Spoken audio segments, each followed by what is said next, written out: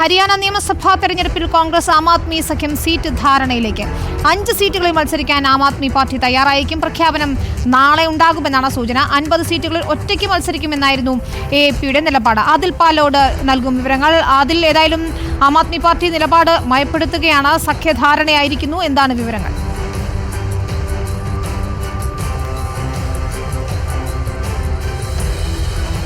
രാഹുൽ ഗാന്ധിക്ക് ആദ്യം മുതൽ തന്നെ താല്പര്യമുണ്ടായിരുന്നു ഇന്ത്യ സഖ്യം എന്ന നിലയിൽ തന്നെ ഹരിയാനയിലും മത്സരിക്കണമെന്നുള്ളത്. AAPക്ക് ഹരിയാനയിൽ കാര്യമായ സ്വാധീനമില്ല എന്നത് വ്യക്തമാണ്.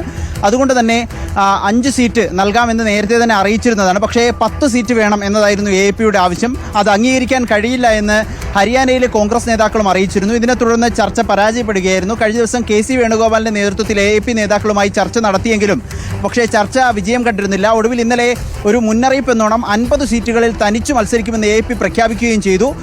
പിന്നെയും ചർച്ചകൾ നടന്നു. ഇപ്പോൾ നടക്കുന്ന നിർണായക ചർച്ചകളിൽ ശുഭ സൂചനയുണ്ട് എന്നാണ് കോൺഗ്രസ് വൃത്തങ്ങൾ അറിയിക്കുന്നത്.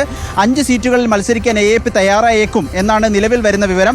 അങ്ങനെയെങ്കിൽ ഇന്ത്യ സഖ്യം എന്ന നിലയിൽ തന്നെ ഹരിയാനയിൽ മത്സരിക്കാൻ കോൺഗ്രസിനും AAPക്കും ആകും എന്നതാണ് ഇപ്പോൾ കോൺഗ്രസ് വൃത്തങ്ങൾ ഒപ്പം AAP നേതൃത്വവും അറിയിക്കുന്നത്. നാളെ ഇത് സംബന്ധിച്ചുള്ള പ്രഖ്യാപനം ഉണ്ടാകുമെന്നാണ് അറിയുന്നത്. 5 സീറ്റുകളിൽ മത്സരിക്കുക. SP സമാജ്വാദ് പാർട്ടിക്കും 2 സീറ്റുകൾ നൽകുമെന്നൊരു അനൌദ്യോഗിക വിവരം കൂടിയുണ്ട്. അങ്ങനെയെങ്കിൽ കോൺഗ്രസിന്റെ നേതൃത്വത്തിൽ ഇന്ത്യ സഖ്യമായി ഹരിയാനയിൽ മത്സരിക്കാനുള്ള സാധ്യതയേറുകയാണ്. നാളെ ഇത് സംബന്ധിച്ചുള്ള പ്രഖ്യാപനം ഉണ്ടാകും എന്നാണ് AAP നേതൃത്വം അറിയിക്കുന്നത്. വിനീത.